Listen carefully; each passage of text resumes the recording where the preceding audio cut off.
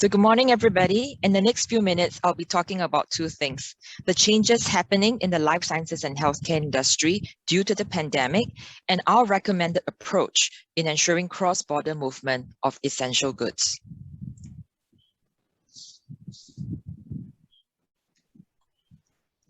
The life sciences and healthcare industry, like any other industry, is constantly evolving. Having said that, the business is rather stable as people still need access to healthcare, hence the steady flow of medicines and devices.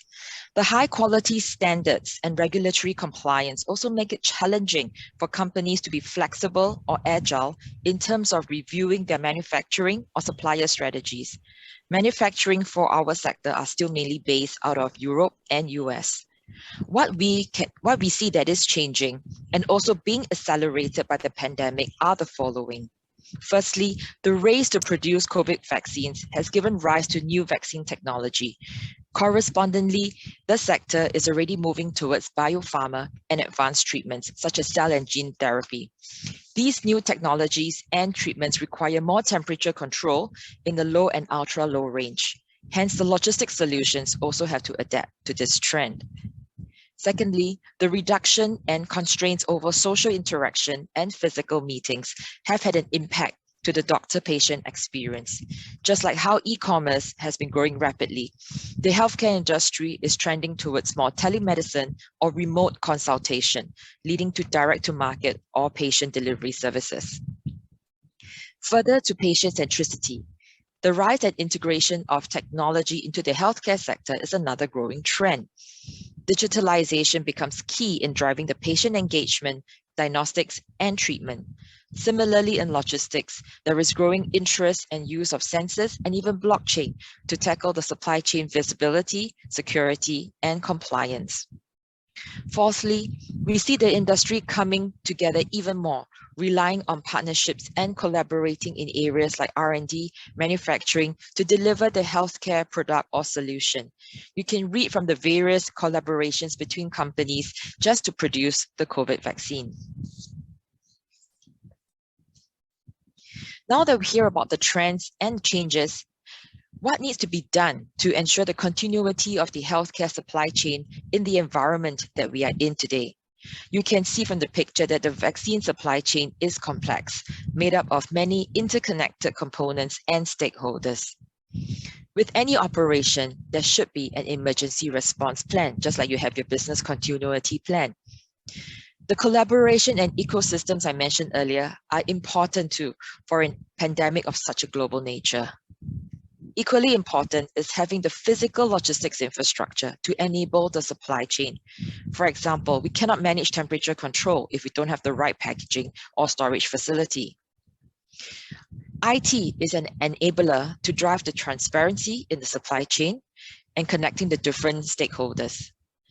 Creating a proper organizational structure with the resources and partnerships formally in place all contribute to a resilient supply chain. At DHL, we have put this into practice when the pandemic hit. We created a global multi-functional and cross-organizational task force to plan for the launch and distribution of the COVID-19 vaccines.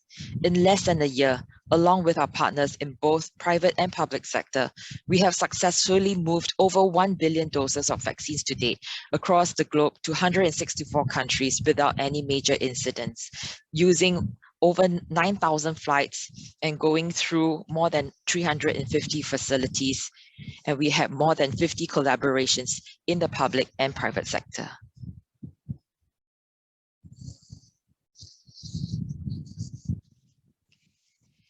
So our work still continues.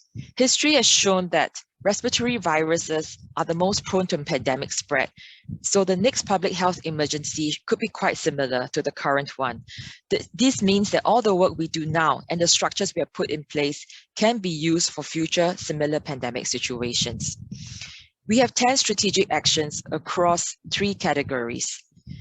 Firstly, prevention and early identification. Basically, we are recommending preparation and readiness to tackle future outbreaks, be it institutionalizing what has already been set up, sharing of information, IT systems, establishing global early warning systems, having an internationally aligned and proactive approach to tackling and preventing outbreaks, driving and even accelerating R&D in a broader spectrum to cover known threats from diseases. Under containment and countermeasures, this refers to plans that countries have in place to contain the outbreak, such as lockdowns, testings, regimes, etc. Leveraging technology and digitalization are important for contact tracing and monitoring. And having a safety stockpile of essential goods and the logistics systems in place to prepare for emergencies instead of being reactive. The third category, medication rollout capacity. Public entities and NGOs should support the development and maintenance of manufacturing capacity for diagnostics, vaccines, and therapeutics on a global scale. So in the event an urgent ramp up is needed, countries and companies will not need to be scrambling or starting from scratch. During the pandemic, we also relied on the WHO R&D blueprint for the development and production of diagnostics, vaccines, and therapeutics. But countries can take this further, take this at a national level to work on processes and framework agreements for early and reliable purchase orders for such products.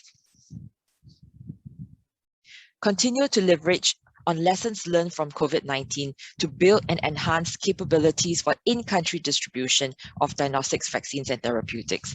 This includes looking at sourcing strategies. Do you buy locally or do you import? And working with partners, logistics providers to help set up the process and supply chain network to prepare for future. To conclude, we at DHL were able to live up to our purpose of connecting people and improving lives due to past learnings, close engagement with the sector, community, listening to the voice, focus and investment in this sector over the last 2 decades, and leveraging our strengths across our family of divisions in international transport and warehousing, which have all paid off in a pandemic situation like today.